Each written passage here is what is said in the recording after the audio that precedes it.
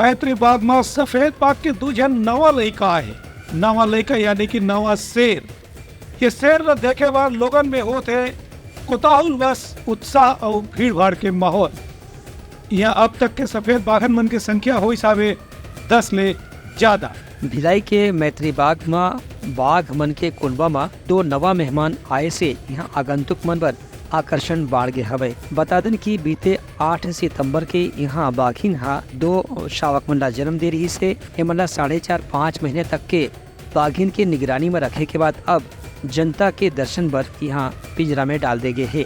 अब यहाँ बाघिन मन के और बाघ मन के संख्या कुल मिला के 10 हो गए है।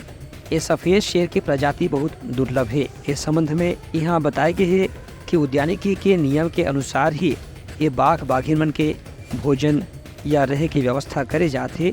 संगे संग मौसम से बचाव पर भी इमन ला आवश्यक व्यवस्था करेगे है। अधिकारी मन के कहना है कि जौन भी मैत्री बाग में आगंतुक मन आते उमन नवा जानवर के भी देखे के प्रति खास तौर से उत्साहित रहते।